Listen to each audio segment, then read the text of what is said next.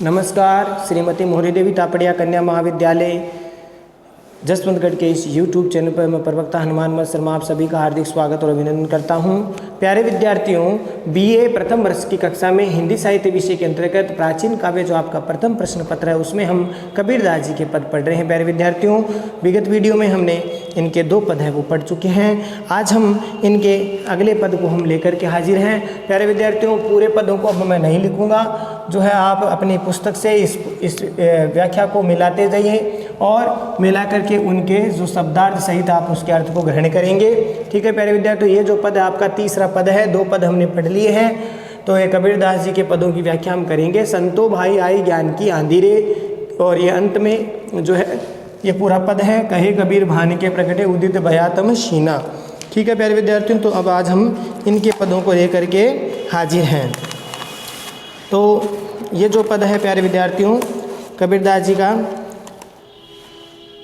संतों भाई आई ज्ञान की आंधी रे, ब्रह्म की टांटी सबे उड़ानी, माया रही न बांधी रे, हिति चिति की द्वेथुनी गिरानी, मोह बलिंडा टूटा, तृष्णा छानी परी घर ऊपर कुबदी का भांडा फूटा, जोग जुगति करी संतों बादी, निर्चुचुवे न पानी, कूड़ कपट काया कानिक स्या हरि की गति जब जानी, आंधी पीछे जो जल बूटा, प्रेम हरि जन बीना, कहे कबीर भान के प्रगटे उदित भया तम सीना।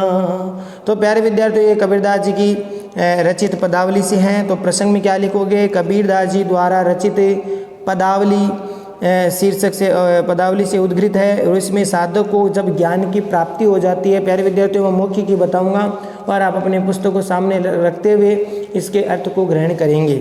तो साधक को ज्ञान की प्राप्ति होते ही जो है मोह रूपी जो आधारित जो सारे विकार है वो नष्ट हो जाते हैं। मोह आधारित जो सारे विकार है वो क्या हो जाते हैं? नष्ट हो जाते हैं प्यारे विद्यार्थियों। तो इस प्रकार का भाव यहाँ पर व्यक्त हुआ है। और जब साधक को ज्ञान की प्राप्ति हो जाती है तो सारे विकार नष्ट हो जाते हैं। साधक को आत्मा तथा परमात्मा का साक्षात्कार हो जाता है। और प्यारे विद्यार्थियों, इस बात को कबीरदास जी ने एक झोंपड़ी के रूपक के रूप में यहाँ पर भाव व्यक्त किया है। एक झोंपड़ी के रूपक के द्वारा इस भाव को व्यक्त किया है। तो प्यारे विद्यार्थियों, यहाँ पर एक झोंपड़ी का रूपक कबीरदास जी ने दिया है और उसके आधार पर जो है हमें इसको समझना है। कबीरदास जी ने झोंपड़ी के रूपक के माध्यम से बात समझाई है कि संतों भाई आई ज्ञान की आंधी रे। कबीरदास जी ज्ञान को महत्व दिया है। इसमें किसको महत्व दिया है? ज्ञान को। तो ज्ञान को महत्व देते हुए कबीरदास जी कहते हैं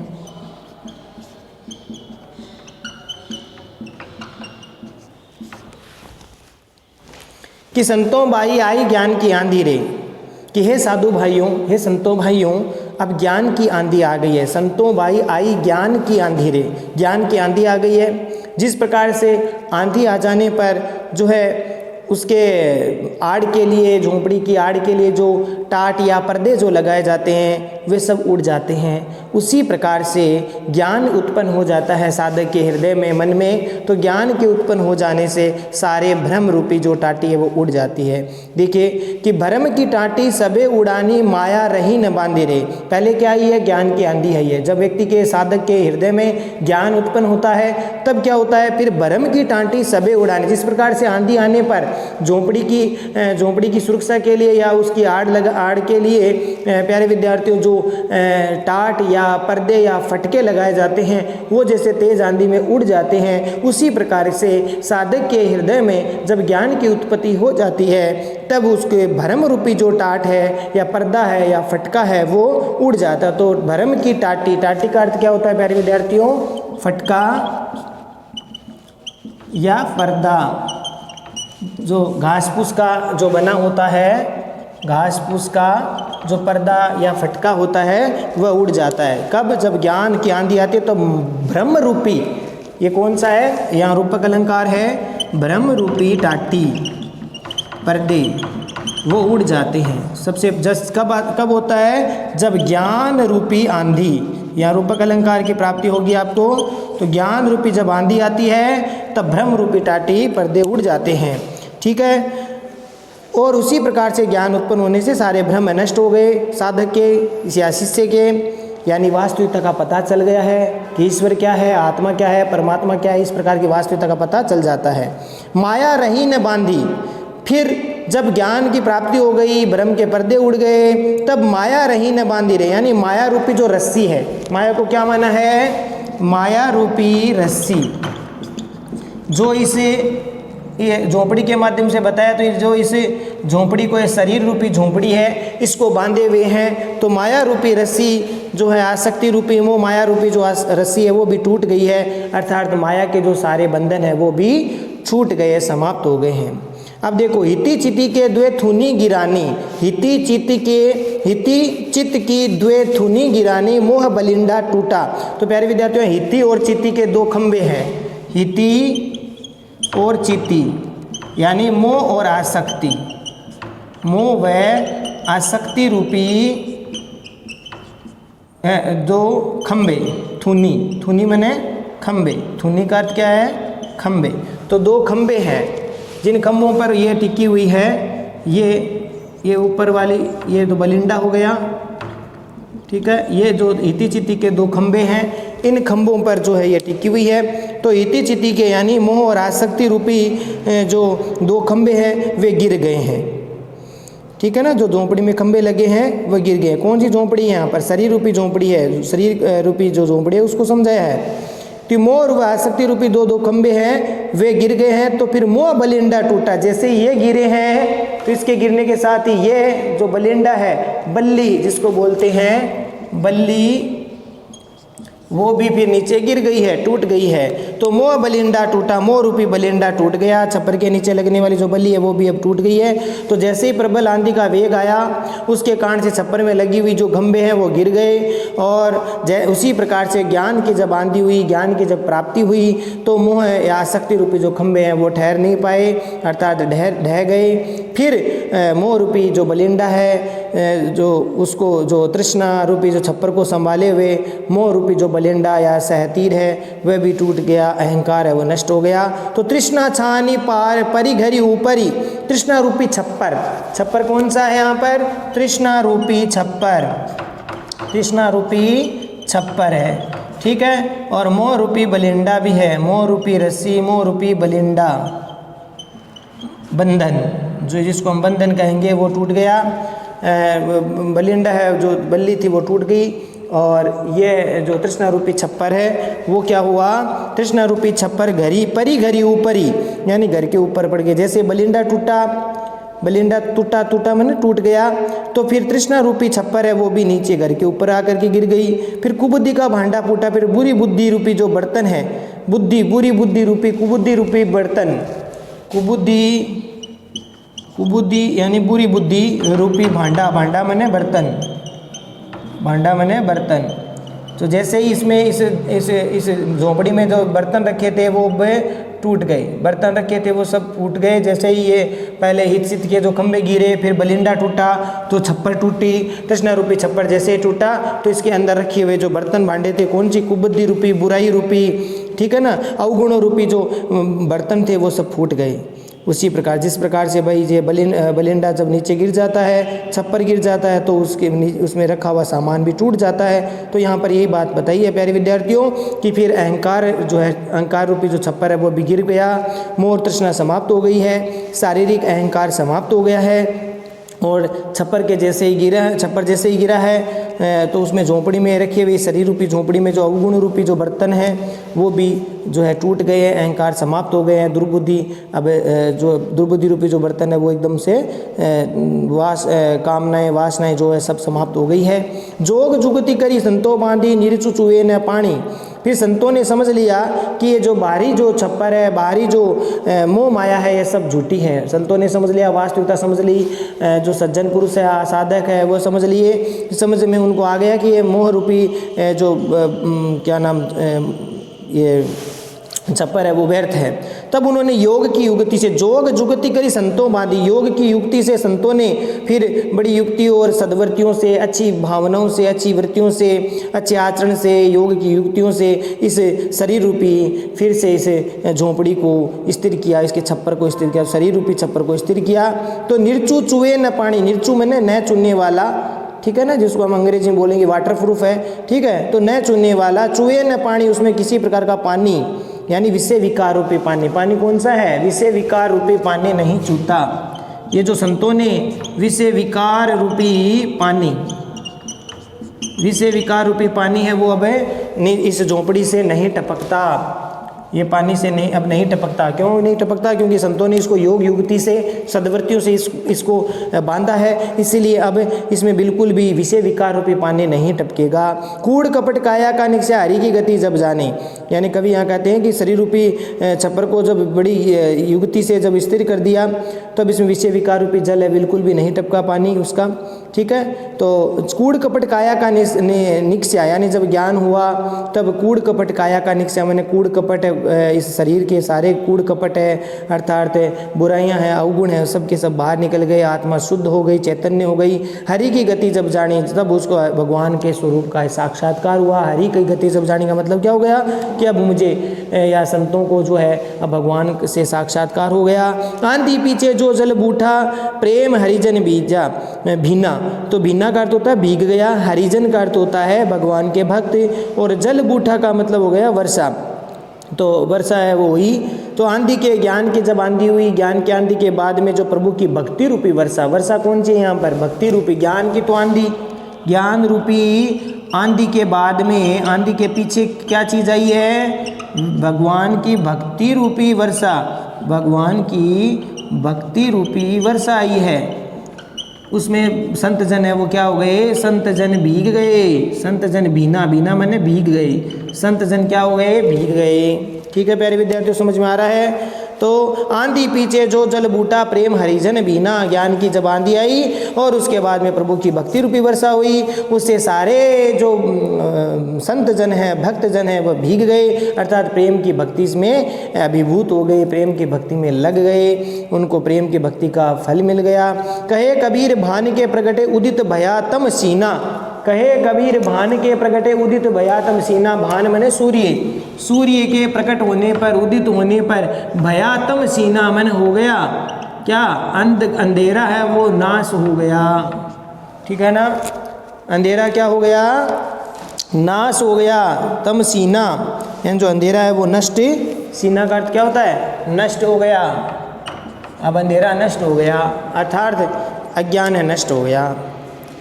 कहे कबीर भान के प्रगटे उदित भयातम सीना, कबीरदास जी कहते हैं जल वर्षा के बाद में जब ज्ञान रूपी सूर्य का उदय हुआ, वर्षा हो गई, फिर वर्षा के बाद में फिर से सूर्य उदय हुआ, कौन सा, ज्ञान रूपी सूर्य। तो उसके उदय होने पर अज्ञान रूपी जो अंधकार है, अज्ञान रूपी तो अंधकार है, क्या है, अज्ञान रूपी अंधकार, यहाँ रूपक के अलंकार की प्राप्ति हो रही है, अज्ञान रूपी अंधकार, यह जो ज्ञान रूपी सूर्य उदय हुआ है, सूर्य, ज्ञान रूपी सूर्य, अज्ञान रूपी अंधकार, जैसे ही ज्ञान रूपी सूर्य उदय हुआ तो अज्ञान रूपी अंधकार नष्ट हो गया। इस प्रकार से अज्ञान का समस्त अंधकार सदा सदा के लिए समाप्त हो गया और आत्मा पवित्र हो गई। और प्यारे विद्यार्थियों, विशेष वाले पॉइंट में आपको लिखना है, कबीर ने ज्ञान का फल भक्ति आदि दोनों ही माने हैं, क्योंकि ज्ञान का फल भक्ति भी है और पराज्ञान है, दोनों ही है। उनके अनुसार जो है भक्ति और पराज्ञान जो है वो दोनों अभिन्न है, एक दूसरे से जुड़े हुए हैं। दूसरी बात आप लिख सकते हैं, ज्ञान की आंधी से विवेक की उपलब्धि होती है, क्योंकि ज्ञान की आंधी एक तरह से विवेक होना, अच्छे बुरे का ज्ञान होना वह होता है। और साधना के चार जो स्तंभ बताए गए, साधना बताए विवेक, वैराग्य, सदाचार, प्रेम, इन चारों का जो वर्णन है इसमें किया गया है। इसमें बताया गया है कि विवेक, वैराग्य, सदाचार, प्रेम ये साधना के चार अंग माने जाते हैं। अलंकारों की बात करें तो अनुप्रास, सांग, रूप, रूप का अतिशयोक्ति अलंकार का प्रयोग किया गया है। इसमें अलंकारों की बात करें, अनुप्रास, सांग, रूपक की तो प्राप्ति हो ही रही है और अतिशयोक्ति अलंकार का प्रयोग भी किया गया है। अनुप्रास, सांगरूपक और रूप का अतिशयोक्ति अलंकार, अतिशयोक्ति में भी कौन से अलंकार की प्राप्ति हो रही है? रूप का अतिशयोक्ति अलंकार। ये मैंने अतिशयोक्ति के भेद पढ़ाए हैं, उनमें रूप का अतिशयोक्ति अलंकार का प्रयोग इसमें किया गया है। भाषा साधुकड़ी है। इस प्रकार से प्यारे विद्यार्थियों ये वर्णन हुआ। अगला पद हम पढ़ते हैं प्यारे विद्यार्थियों। पांडे कौन कुमति तुम लागी, पांडे कौन कुमति तो ही लागी। ये जो पद है हम लेते हैं कि पांडे कौन कुमति तो ही लागी, तू राम न जपहि अभागी। वेद पुराण पढ़त अस पांडे, खर चंदन जैसे भारा।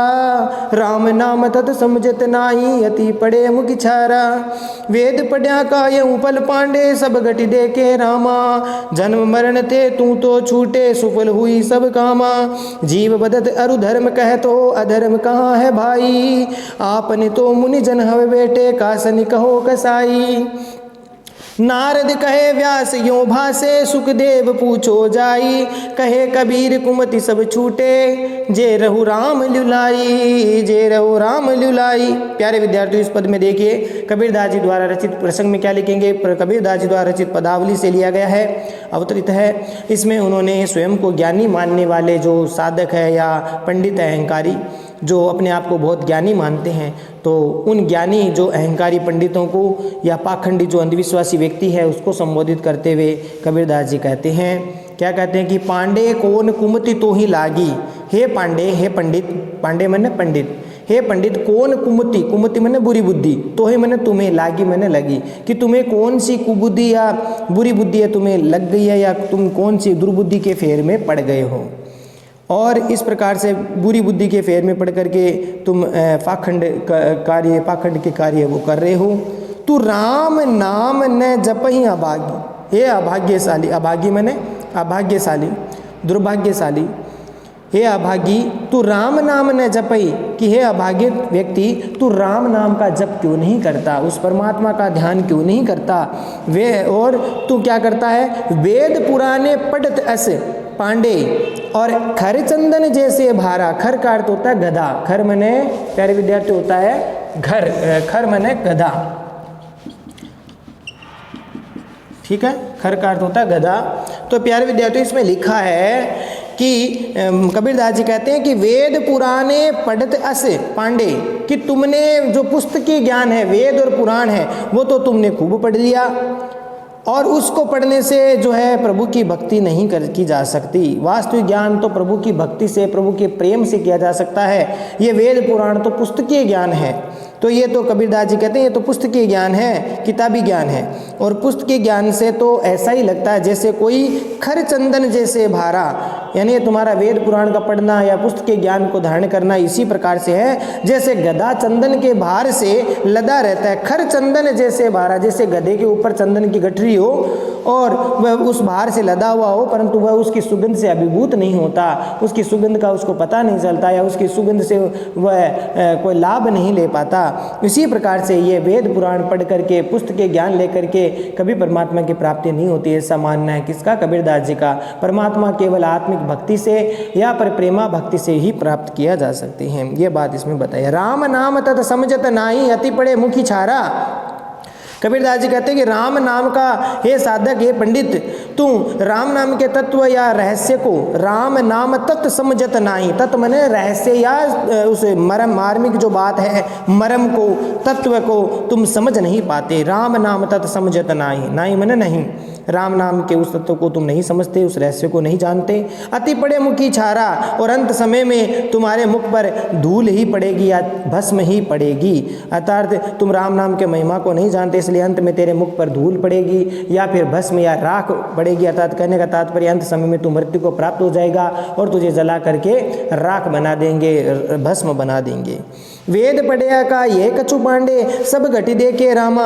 अगर वास्तव में तुम वेद पढ़ते हो और वेदों का अच्छा ज्ञान है, वेद ये नहीं, कबीरदास जी कहते वेद बुरे नहीं हैं, लेकिन वेदों के पढ़ करके लोग पाखंड जो करते हैं वो गलत है। तो कबीरदास जी कहते हैं अगर वेद वास्तव में तुम पढ़े हो तो ये फल पांडे, मने वेद का यही फल होता है, यही फल मिलता है कि वेद पढ़ने से तो यही लाभ है, यही फल मिलता है कि तुम प्रत्येक जीव में सब घटी देखे रामा। सब घटी मने सभी के हृदय में तुम राम की अनुभूति करो, सभी के हृदय में राम ही देखो, प्रत्येक जीव के हृदय में परमात्मा की सत्ता को देखो, ठीक है ना। सिया राम मैं सब जग जाना, करहूँ प्रणाम जोरि जुग पाना।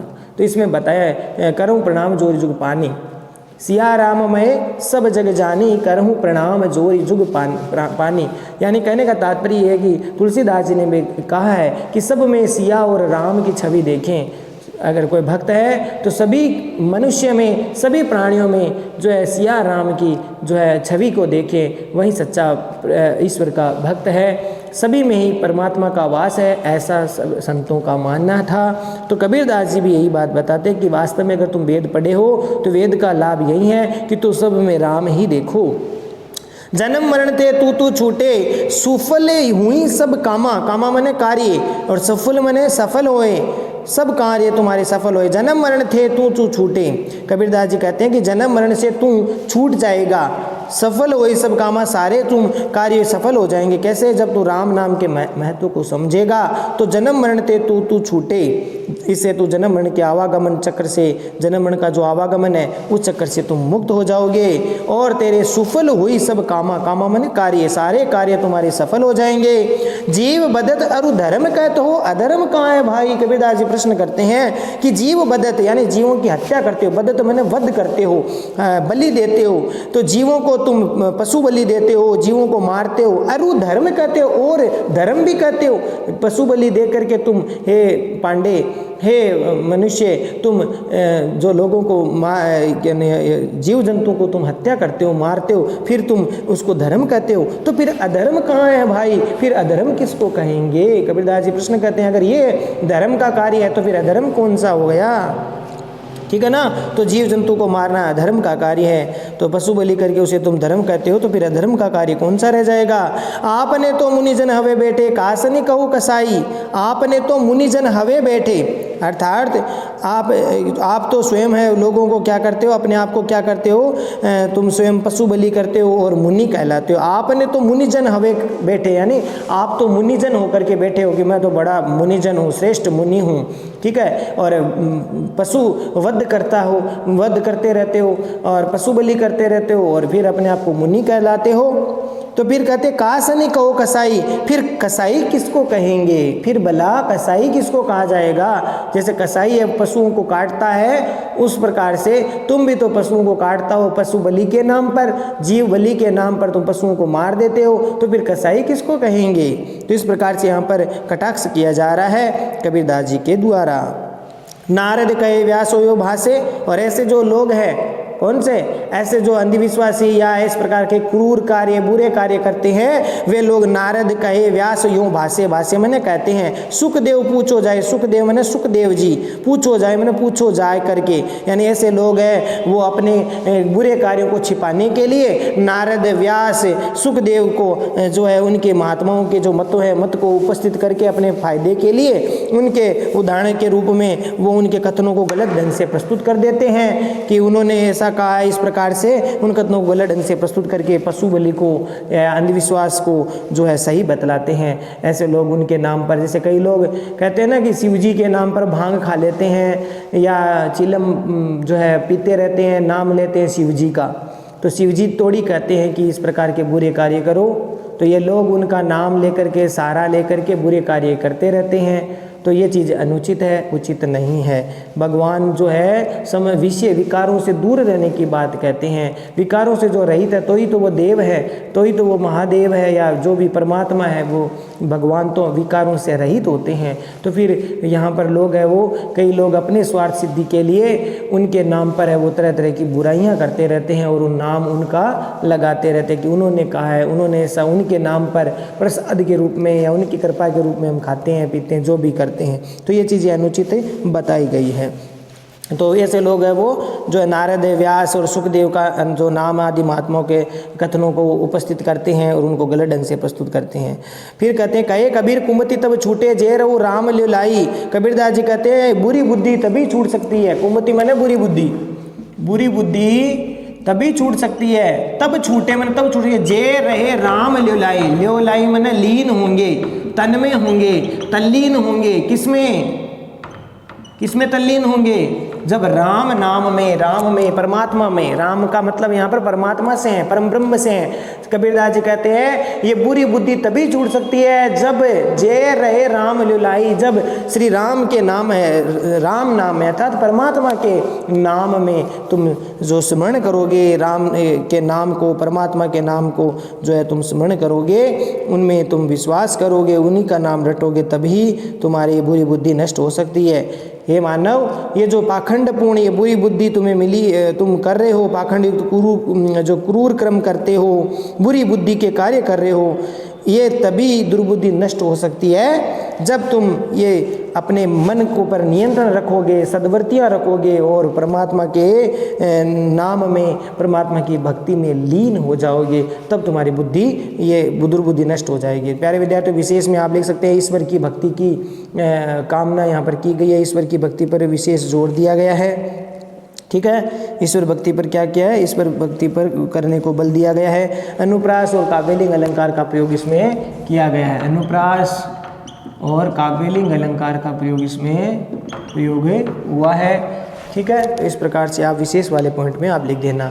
चलिए प्यारे विद्यार्थियों, अगला पद हम देखते हैं भाई, हम न मरे मरहि संसारा, हम न मरे मरहि संसारा।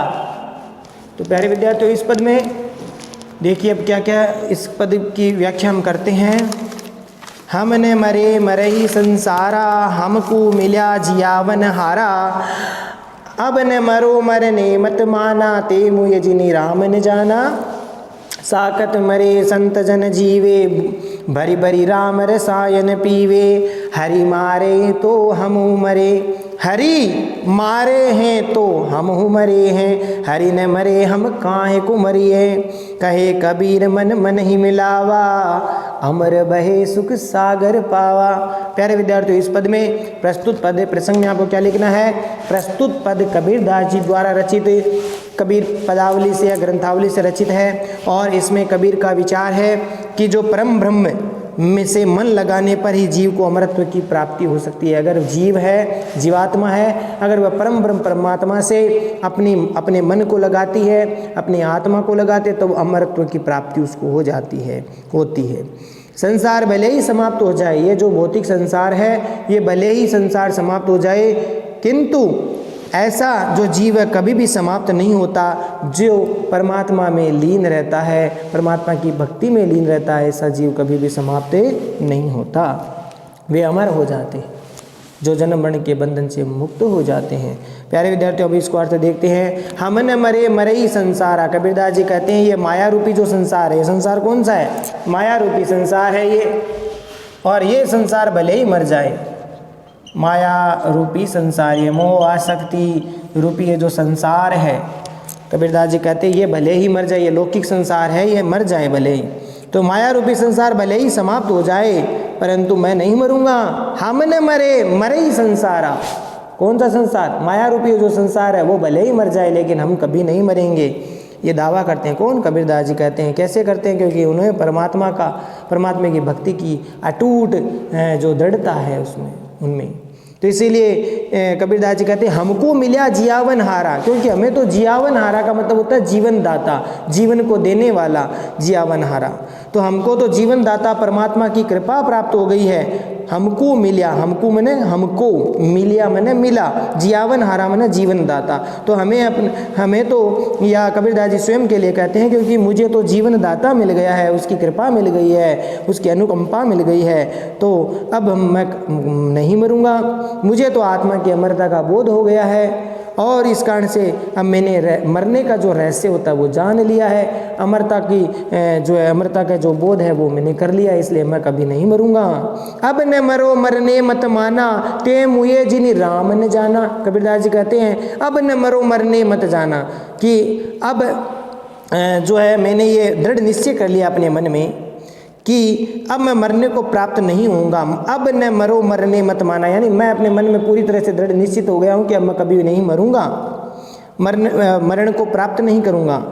तो क्या करूंगा, क्योंकि मरते तो वे हैं, ते मुए जिन राम न, ते मन वे, मुए मन मरते हैं, जिनी मन जिन्होंने राम न जाना, जिन्होंने राम के महिमा को नहीं जाना, परमात्मा की महिमा को नहीं जाना, वे ही मरते हैं इस संसार में, मोह रूपी संसार में, इस लौकिक संसार में। वही मरते हैं जिन्होंने राम के या परमात्मा के जो रहस्य को या परमात्मा की भक्ति को प्राप्त नहीं किया है, उनके रहस्य को नहीं समझा है, वे ही मरते हैं। जो प्रभु की महिमा से अवगत नहीं होते वे ही मरते हैं। मैं तो परमात्मा से साक्षात्कार कर चुका हूँ, मैं अमरता के रहस्य को जान चुका हूँ, मैंने मरण का रहस्य जान लिया है, इसलिए मैं कभी नहीं मरूंगा। साकत मरे संत जन जीवे, भरी भरी राम रसायन पीवे। साकत माने जो शक्ति को मानता है, जो विष्णु को मानता है वो वैष्णव कहलाता है, जो शक्ति को मानता है वो शाक्त कहलाता है। ठीक है प्यारे विद्यार्थियों, तो इस प्रकार से अलग अलग मत संप्रदाय हैं। तो साकत यानी शक्ति के उपासक हैं, वे मरते हैं। संत जन जीवे, वे संत जन है, वो एक तरह से शाक्त जो मानने वाले हैं उनके ऊपर उन्होंने कटाक्ष किया है। शाक्त मर जाते हैं, शक्ति को मानने वाले मर जाते हैं। संत जन जीवे, जो परम तत्व को जानने वाले संत जन होते हैं वे जीवे। संत जन जीवे यानी संत लोग हैं वे जीते हैं। और भरी भरी राम रसायन पिए, भरी भरी मैंने भर भर करके या भरपेट राम रसायन, राम नाम रूपी जो औषधि है, राम नाम की भक्ति रूपी जो औषधि है, रसायन है, वो पीते हैं। वो जीवनी शक्ति को पीते हैं। ठीक है ना, राम नाम रूपी जीवनी शक्ति को पीते हैं, इसलिए राम नाम रूपी रसायन को पीने से वे जो है कभी भी मरते नहीं है। राम रसायन का वो पान करते हैं। हनुमान चालीसा में भी ये बात है, राम रसायन तुम्हारे पासा, सदा रहो रघुपति के दासा। तो राम नाम रूपी रसायन औषधि उसको पीते हैं भर भर करके यानी भरपेट, तब वे संत जन जो है कभी नहीं मरते या जो है जीवित रहते हैं। हारी क्षमा करना, हरि मरे ही तू हमऊ मरे ही, हरि न मरे हम काहे को मरे ही। कबीरदास जी कहते हैं जब मेरी मृत्यु तो उस समय होगी जब हरि की मृत्यु होगी। हरि मरे यानी हरि मरेगा तो ही हमऊ मरे यानी हम मरेंगे, और हरि न मरे हम काहे को मरे। अगर हरि नहीं मरेंगे, अगर हरि अमर है, भगवान अमर है, तो हम भी अमर ही है। हम काहे को मरे ही, मन हम क्यों मरेंगे।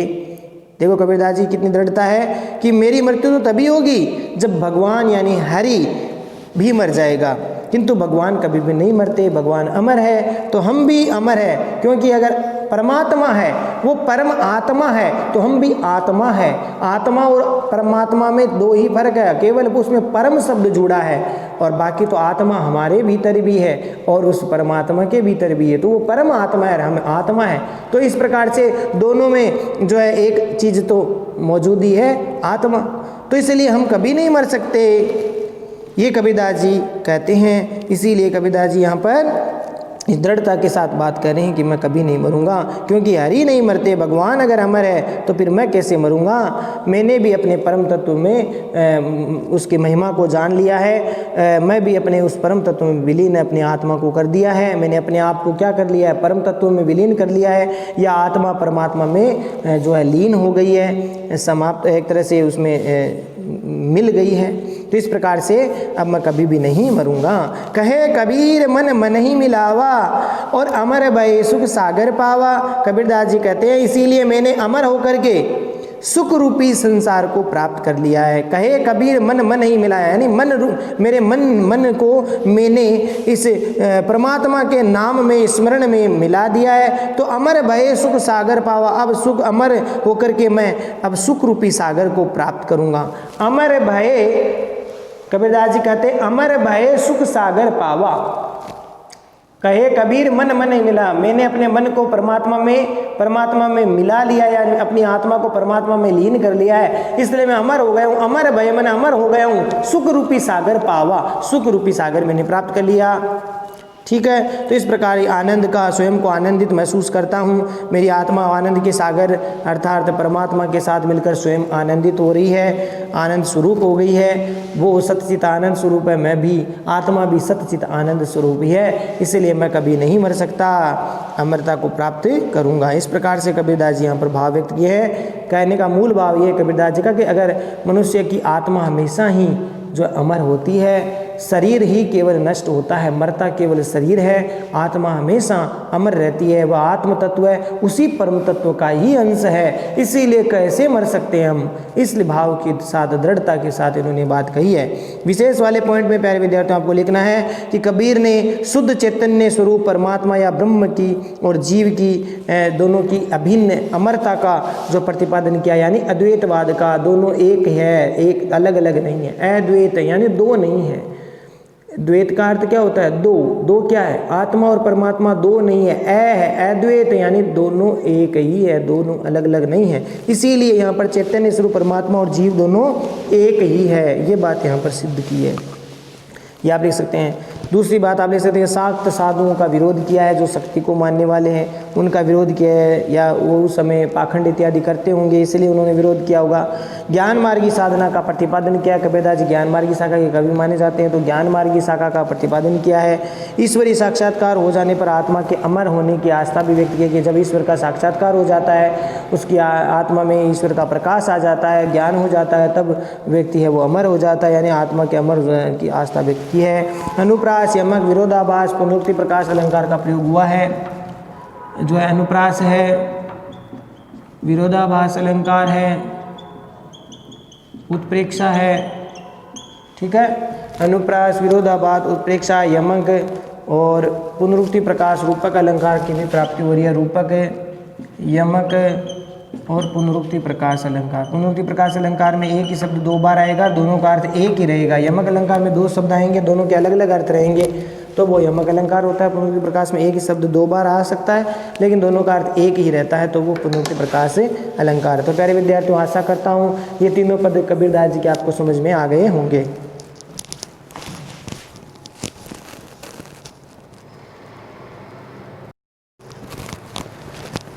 तो प्यारे विद्यार्थियों, आज के लिए बस इतना ही।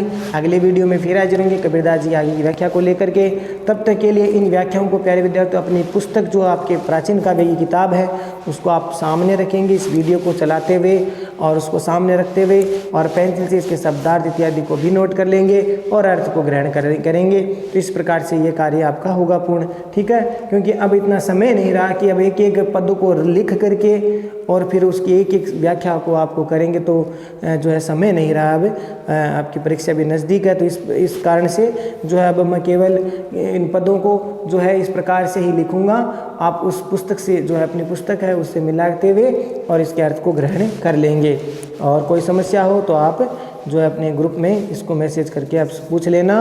प्यारे विद्यार्थियों, तब तक के लिए इन व्याख्याओं को पढ़िए, ठीक प्रकार से व्याख्याओं को पढ़िए, नोट्स बनाइए और इनको याद करना है। और चैनल को लाइक, शेयर और सब्सक्राइब करना भी ना भूलें। जय भारत, जय हिंदी। धन्यवाद विद्यार्थियों।